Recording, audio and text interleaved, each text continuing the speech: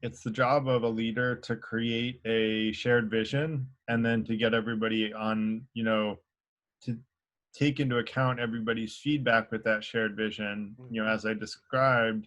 And if I put forth a shared vision and then ask everybody for their feedback on that vision, and then we craft that vision into something that incorporates everybody's feedback, people are naturally bought in because now it's their idea too.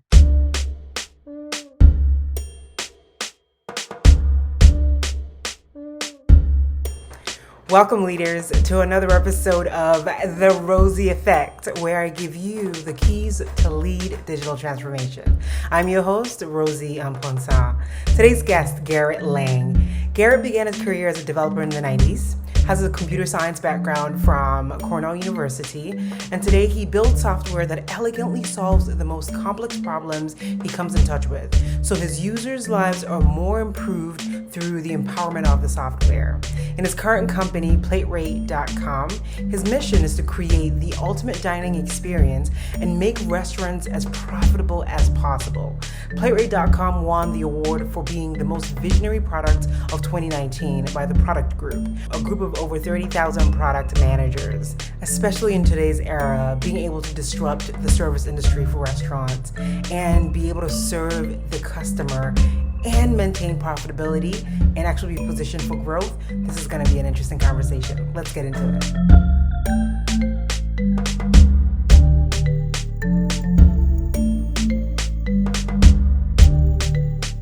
All right, Garrett, I am so pleased to have the opportunity to chat with you today. Thank you and welcome to the Rozy Effect. Thank you very much. Great to be here. Absolutely. You've been doing an amazing work with PlateRate. So I'm going to give the stage to you to share with the audience on what PlateRate is all about and the impact really in the now, especially with what's going on with technology. Sure. Yeah, I think right now is a really good time for Playrate, not just with technology, but with what's going on in terms of the global pandemic. We're particularly important right now because businesses in the restaurant industry and the hospitality industry are really struggling, and all of the people who are generating business for those businesses are charging really high margins, sometimes as high as 38% after you include credit card fees. And a restaurant is usually, like, the typical margin of a restaurant, they'd be unprofitable at that level. Mhm. So restaurants, if they're making any money, are barely making money. And right now, these are one of their sole sources of income. Whereas plate rate is much less expensive for restaurants. We're much better at creating loyalty of customers for restaurants, which these other companies don't do. In fact, what they do is they only generate more volume if you pay them more. Certain ones have that policy. And so what we do is we charge everyone a fair, much lower rate, and we're much better at creating loyalty with customers, which I'll go into. And by doing that, we create a larger set of loyal customers to our partner restaurants at a much lower margin than any of our competitors are charging. So I feel very confident that we'll be able to single-handedly save, quite a few businesses if we can get out of beta ASAP. And unfortunately, the way that the numbers are rising, I'm expecting COVID to be around for longer than I would like. And I hope it goes away very soon and that there's a vaccine very soon. But I definitely know that I've been working, 80 to 100-hour weeks ever since it came about to try to bring Wow. Play Rate live, because I know that we can save businesses, and I'm very motivated to do that. Mhm, mhm, mhm.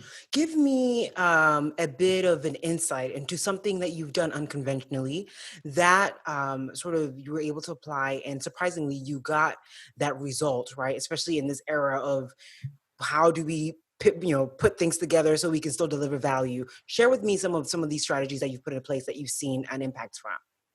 Sure. So a couple of things. One is, I decided to, in the beginning when I started Plate Rate, this is like 4 years ago, I was going to be a deal aggregator site and sell Groupons on Living Socials.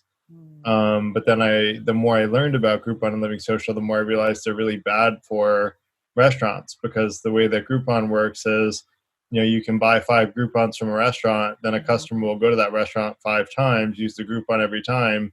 The restaurant, by the way, is unprofitable every time they use a Right. Groupon, Hmm. and then the customer never goes back to the restaurant again. And so the restaurant never got any benefit from that. And so what we do with Plate Rate is, first of all, our credits are only one time. And so you get a one-time credit when you come to a new restaurant to incentivize you to try somewhere new. You get a one-time credit when you try one of the highest rated menu items at a restaurant, which who doesn't want to try the highest rated thing at a restaurant? Sure. So, not only do people want to try it, they say, oh, you're going to give me a 30% credit and free food to try it. All right. Like, that's amazing. Yeah. And that's what we do. And the good part about it is we only do it one time. So if you come back to that restaurant, you're going to either try something new or not get that 30% credit. And so you're going to try something new because it's already highly rated. You probably liked the last one you tried. So try something new until you've tried all the highest rated things at that restaurant. Mm-hmm. Once you've done that, you've tried all the highest rated things at that restaurant, you're going to want to be loyal to that restaurant because you've tried more things at that restaurant that tasted better than most restaurants you go to where, I've surveyed hundreds of people. Most people hesitate to try a new menu item because they know just something what I was about to like. ask. Exactly. Yeah, most people hesitate because they know they liked the turbot the last time, and so they're going to get the turbot and not take the risk at trying something new. But with our incentives, we incentivize them to try something new. I also didn't want to try to attract deal seekers, which is what Groupon does. It attracts deal seekers. Mm-hmm. And so I created, and this was actually an idea from a restaurant owner, which I'm very appreciative for. And if we have the success, that I think we'll be supporting his business. If the way that Plate Rate works is it's a credit to come back to the restaurant. So we really want to incentivize people to be loyal to that restaurant. We don't just want one time, I want a cash discount on my food. We want someone who goes, I'm gonna have a relationship with this restaurant. We're really relationship builders. Mm-hmm. We're not attracting deal seekers. We're attracting people who want to have a relationship with the restaurant.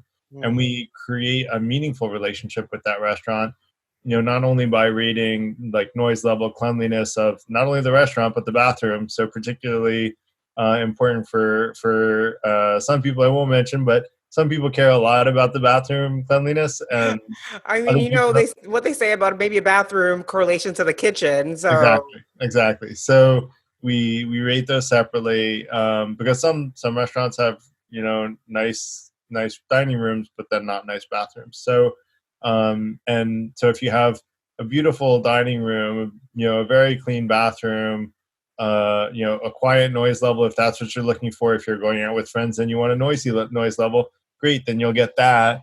Our company mission is to create the ultimate dining experience. So we want to have people get what they want. And the only way we can do that is by knowing what experience they're going to get when they go to the restaurant. So you're really disrupting the customer experience at restaurants and really finding new ways to tie in and continue that loyalty that a customer would have for a specific restaurant. Correct. So when we look at that and we talk about digital transformation or technology transformation, with the way that you're positioning this solution to disrupt this space, what are some elements that make technology transformation successful? Doing something that no one else has done that's really solving a meaningful problem for a customer is what makes transformation successful. You have to solve a meaningful, problem that someone cares about. It's got to be something significant. So, in our case, what we're doing is most people that I've surveyed out of, again, over 500 people that I've surveyed say they would like to try a new menu item, but, they often hesitate to do so because they don't have a real incentive. Well, we're making two incentives. One, it's the highest rated menu item on the menu. Two, because we rate individual menu items, we're called Plate Rate. So we rate individual dishes and glasses of wine. And so not only do you know that it's one of the highest rated things at the restaurant, you're also getting a 30% credit. And we consistently get back over 95% of people under those conditions would try a new menu item. So we're solving a problem that we're giving people what they want that they won't get over the mental barrier to get today. And we're also doing it for people who have dietary preferences. So for example, we wouldn't be very friendly to vegetarians if a vegetarian went to a restaurant and it said meat dish, fish dish, meat dish, fish dish. They'd be like, all right, well, you're really not useful to me. So all that vegetarian has to do is say, look, no, I can't eat this. No, I can't eat this. No, I can't eat this. We'll incentivize them to try other things until they either are vegetarian dishes or they can be requested as vegetarian dishes. And then once one vegetarian has gone through and done that, every other vegetarian gets the benefit of that first person doing it, That is and they just experience. immediately will hide on the menu anything that's not vegetarian for future vegetarians. So Mm. the early adopters need to give us the data so that we know what's vegetarian and what's not. Just because we have over 50 dietary preferences, some people say, well, why can't the restaurant provide that? But with over 50 dietary preferences, if you have 100 menu items, that's, you know, 5,000 data points that the restaurant would have to provide. They don't have the time to do that. So No. we ask the users to give us that data. It's an unconventional approach, but we're giving people a 30% credit to eat what they can eat Hmm. in exchange for that data. So, and it's very easy to do in the app. You just say, it says like, may meet your dietary preferences, you click on that, and if it doesn't, you say no, and then it'll incentivize you to try something else. Yeah, and especially in this era where, certain key dietary preferences are really blowing up. It's becoming a really Yep. important thing on the way that people live their lives. So this will Yep. really allow for people to feel safe and secure in the kind of foods that they're eating to better Correct. their health. You know what I Yep. mean? So there's Safe value and there. secure really resonates with me because I've met a number of people who had celiac who said, I went to a Exactly. restaurant, the restaurant claimed that this was celiac, and I was sick Exactly. and I had a reaction. Well, our answer to that is that we get the data from the restaurant, can give us the recommendation, meaning Hmm. they get one Hmm. vote. The restaurant can say this is celiac friendly, but if even two celiac users say it's not, we're going to say Hmm. that it's not going forward. We're going to trust the users because they're the ones that know the best what impacted them physically. Hmm. And so at the end of the day, even if the restaurant says it's celiac friendly, if two customers had a bad experience and no one had good experiences, we're going to go with the majority of customer votes, What they basically. said. So Yeah. Garrett, how are you defining success for this transformation? So for us, success means that customers use the app, they get their free food, they come back to the restaurant and order again within the next, it could be a couple of weeks, it could be a couple of months that they have to use the free food. It does expire eventually. The restaurant gets to set the expiration. It's a little shorter in COVID. Normally we do 3 months, but now it's a little less than a month at some of our restaurants, Hmm. just because restaurants need the repeat business sooner to to stay alive. But basically, customer comes in, they order the food on plate rate, they rate their food, they earn the free food, Hmm. and they come back and order again, and that they have a great experience. What That's you really said. what we're primarily focused on now, is making sure that the user experience is user friendly, intuitive, beautiful, and that they don't run into any bugs, and that everything loads quickly. Hmm. So those are our 5 primary focuses right now as a company, and we have a new redesign coming out that we've gotten great feedback from on user experience interviews that people love, and everybody says once that redesign is live, they're going to share the app with all their They're gonna friends. do it. I can't And wait that's to see that's it. really success, is that we grow organically, Yeah. and that people love the experience of getting a 60%, 30 to 60% credit in free food to try the best food at a restaurant, enough that they share with all their friends. And if they do, they'll get a $5 credit in free food for every friend that uses PlayRate. Oh wow. You've really built Plate Rate to be positioned and thrive in this era of uncertainty, right? What would your advice be to other business leaders that are looking to position the organizations and make sure that one, they actually stay alive, and let alone be positioned to excel in an era of uncertainty? So I don't think anyone really anticipated the global pandemic or how to thrive in it. Probably stock traders were making the right stock trades immediately the day afterwards, because that's what they do for a living. Very But true. no one really anticipated this. All I can say is, my advice for people trying to create a transformation is to create win-win scenarios.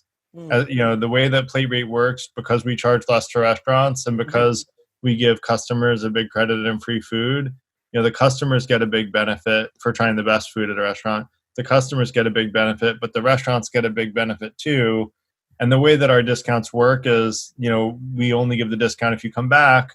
So the restaurant is guaranteed a repeat visit. So by the Mm. time the customer comes back 3 or 4 times, the restaurant's basically recovered their money from the free food offered. So we Mm. created this very unique and unusual and unconventional win-win.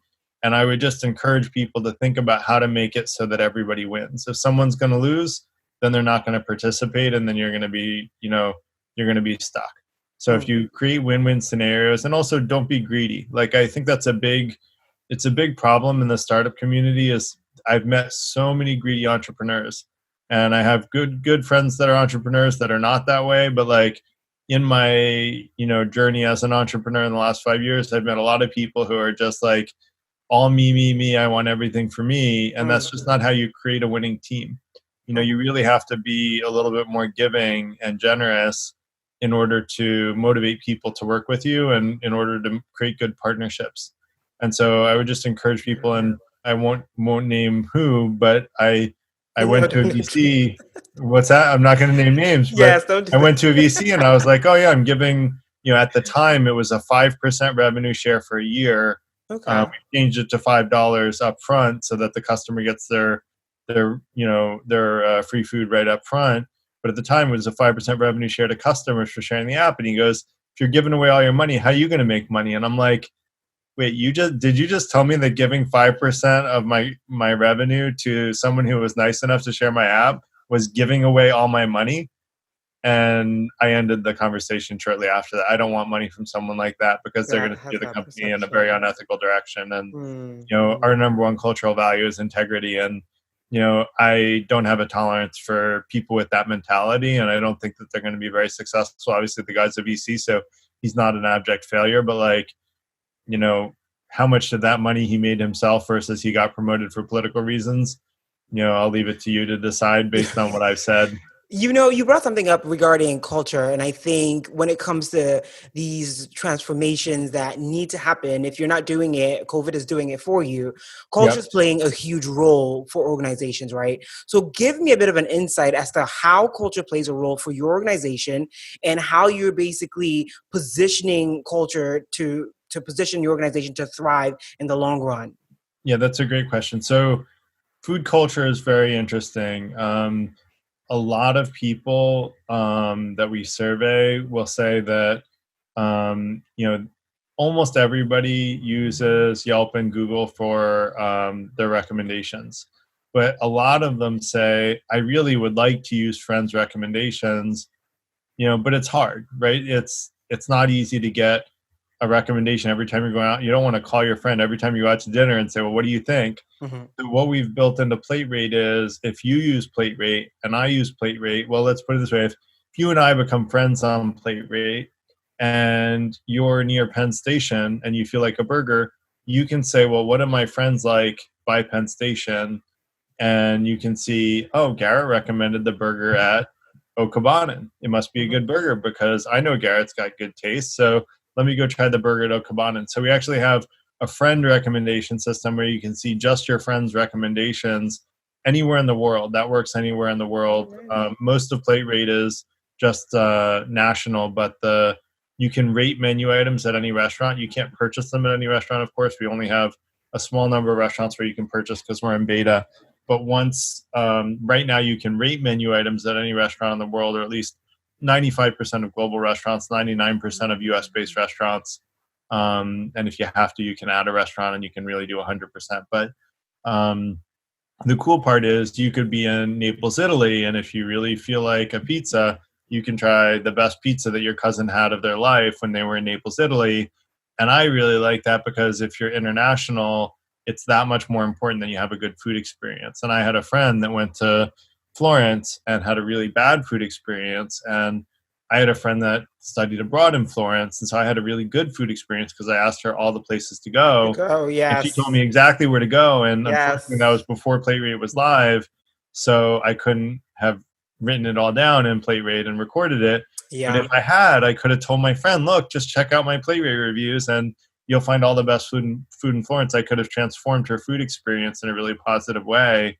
And it is very common that a lot of places like Florence that are very touristy, have a lot of very touristy restaurants that don't have good quality food that try to attract tourists. And they're I good at it. They yeah. have great marketing. And unfortunately, you don't get the best food that way. You have to have, Someone's been friends there. and family recommendations. A So, 100%. Yeah, I can relate to the Italy story. I did a tour through Italy, and I have a good friend who, kind of like your friend, is very meticulous at reading, and she did the whole research. She had a little pamphlet ready to go. So if it wasn't for her, I definitely would not, because that's not my. I don't thrive in getting all the details and writing it all you know, together. So if she hadn't had that sort of framework for me to go around exploring, I don't think it would have been as successful of an experience. So Yeah, yeah, I have to say actually that the way that Plate Rate started was just on menu item level reviews. This was like 7 or 8 years ago, I came up with the idea of menu item level reviews. And the way I did is that I was single and dating, and I'm obsessive about finding good tasting food. And I always like to offer my food to my date,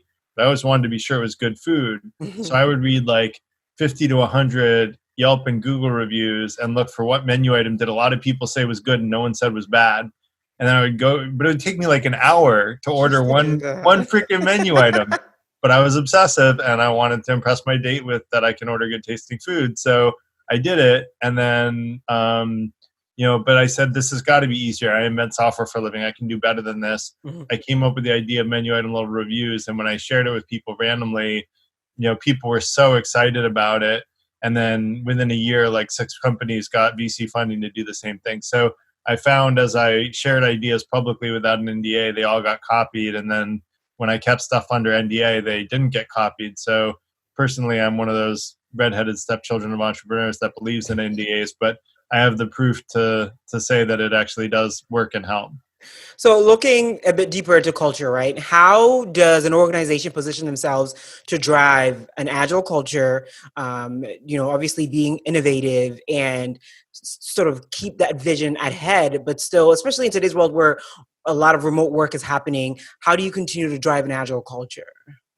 Yeah, so when you say agile culture, do you mean agile as in the development process or agile as in like keeping the company culture able to flex and change? Keeping the company culture able to flex and change. Got it, because I was about to answer the software one. The software, I know. I was like, you just said you were software, and I was like, I should probably be specific. No, I'm okay. not That's looking why for the I asked. Kaizen process and all the other.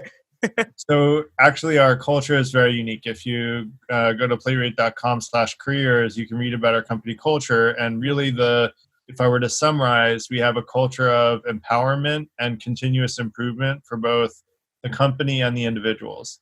And what does that mean? That means that we all come into the company with humility. We know that we're imperfect and that we need to grow. We all give each other feedback about how we can grow. And anytime we see an opportunity to improve anything in the company, we mention it. And not everybody agrees with every feedback, but that's okay. We have a conversation about it. And when we're making important decisions, we take everybody's input into consideration. We consider all perspectives that are present at the table. And we look at pros and cons of our different options. And what I can say is that almost inevitably, we have a consensus on what the right decision is if we do that.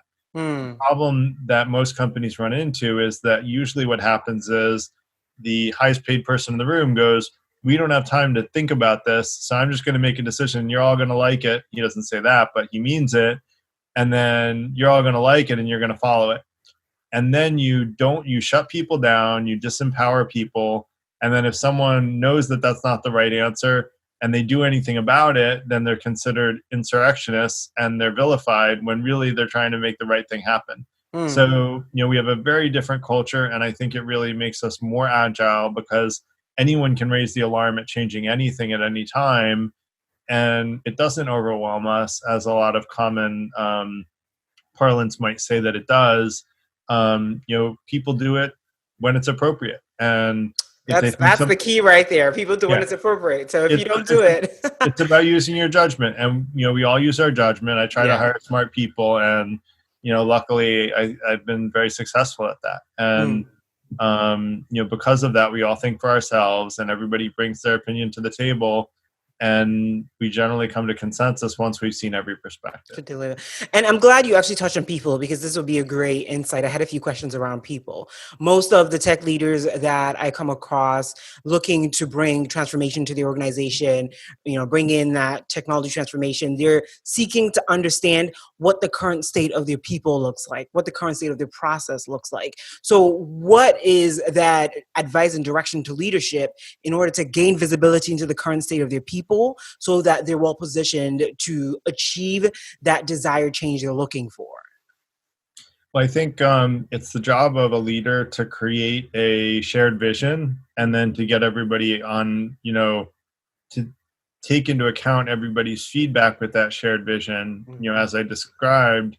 And if I put forth a shared vision and then ask everybody for their feedback on that vision, and then we craft that vision into something that incorporates everybody's feedback, people are naturally bought in because now it's their idea too. Then they feel ownership in making that vision a reality. And that's what's exciting for people. That's what's motivating for people. Mm-hmm.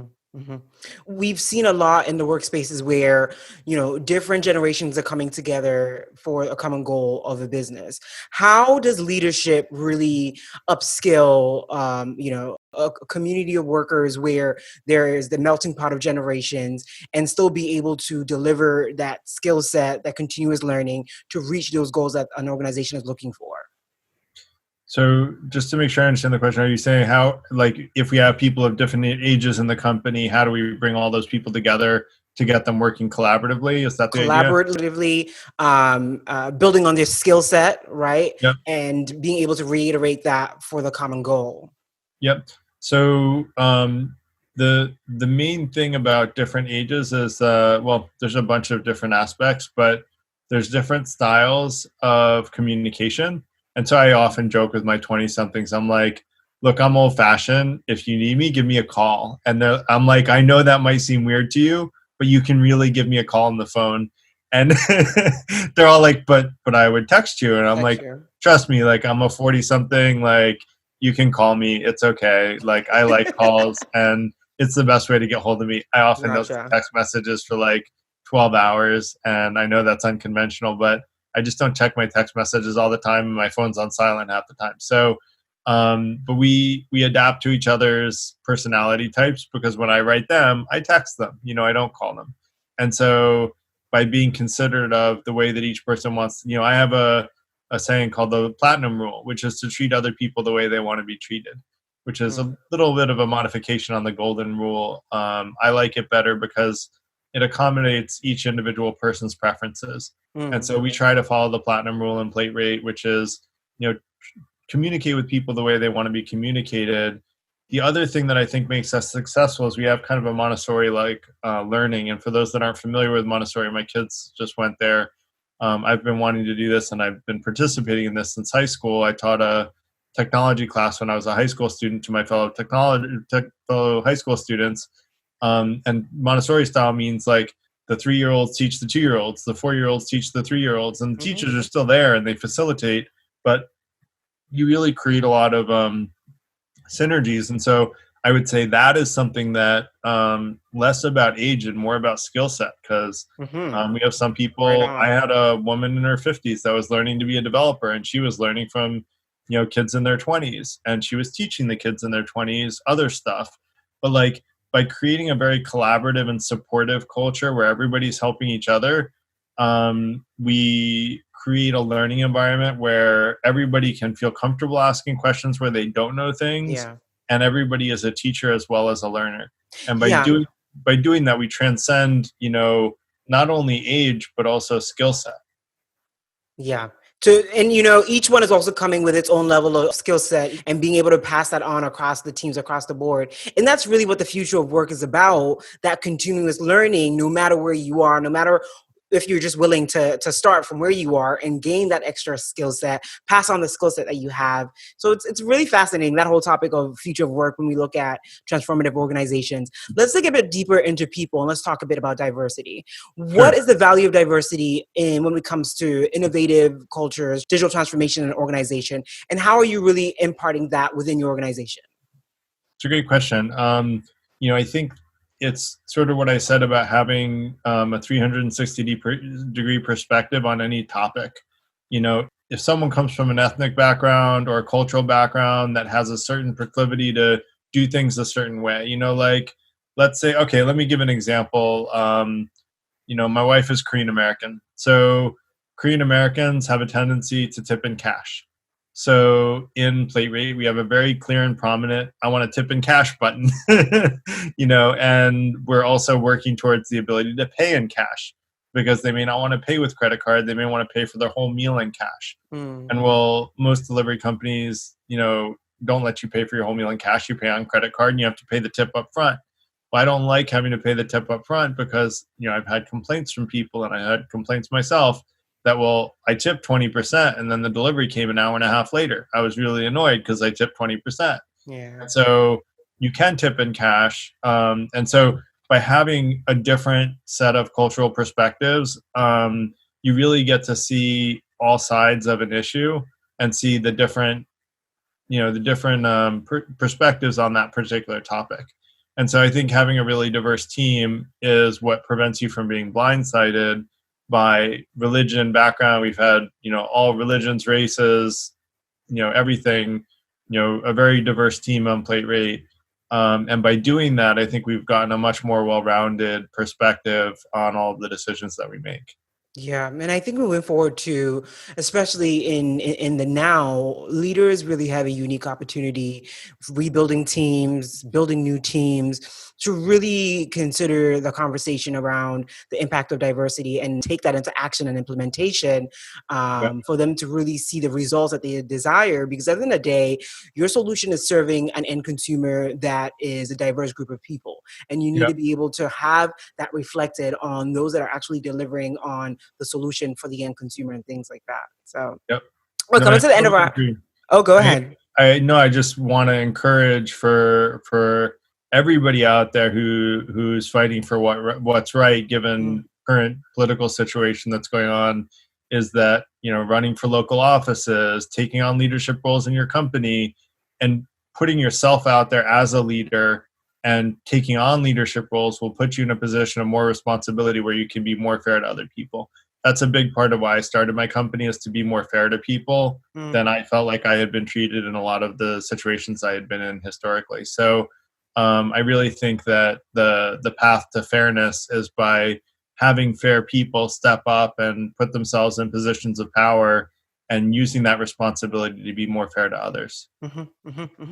From right allyship to right support systems and the whole nine. Yeah, absolutely. We're coming to the end of our conversation, Garrett. This has been very informative. I've learned a lot in regards to the food industry, the shift in that culture, and what you're doing to transform that. Any last words as we come to a close on this conversation? Would love feedback on the app. Hope everybody continues to listen to your show. I really appreciate you for having me. Thank So you. thank you. And I hope that we can get everybody a bunch of free food and a good experience doing it. If you don't have a good experience, let me know why and I'll fix it. We'll fix it. So Absolutely. Where can we and find share you? Where can they find Plate Rate? Where can they find Great question. Garrett? Platerate.com is the website, and we're also an app on iOS and Android, and so you can find us in all three. Right now, we have delivery in the Upper East Side of Manhattan and in the Lower East Side of Manhattan, and we'll be growing our delivery presence there over the next 2 to 4 months as we sort of get ready to have traction with our new redesign. So the new redesign should be out in 2 to 4 months, I hope. Although technology always takes longer than you think, but I think it'll be in 2 to 4 months. And would love people to test us out, use us, give me feedback. Just know that the user experience right now is suboptimal. It will get better in the next couple of months, and would love any and all feedback about, and ideas. Like if people have ideas like, oh man, I wish you did this, I wish you did that, we have a feedback button. I would love all feedback. We really, I read every email that comes in from customer feedback. Right now, most of it's spam, but I read it all. And I love people's ideas because I want this to be, collaborative, not only within the team, but with customers as well and with restaurants as well. Like I said, some of my best ideas have come from restaurant owners. So, want to keep that as a very collaborative nature of our company.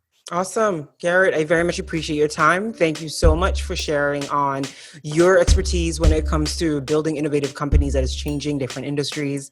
Thank you. Have a great day. You too. Take care. Thank you for joining in on today's conversation with Garrett. How can restaurants be well positioned to serve customers in such a disrupted state and still be profitable and position themselves for success? I hope you enjoy this conversation. Share it with a friend. And as you already know, scoot on over to therozyeffect.com. That is TheRozyEffect.com and subscribe. I want you to be part of our growing community where we're able to share with you exclusive insights that come out even before it hits any of our social media platforms. And talking about social media, follow us. We're over on LinkedIn, Instagram, Twitter, Facebook, all at The Rozy Effect. Check us out. Let us know what you think about the interview. Leave us a review right here on Apple Podcasts or your favorite podcast platform. I'd love to hear from you. Until next time, stay tuned. I'm your host, Rozy Amfonsa. Thank you.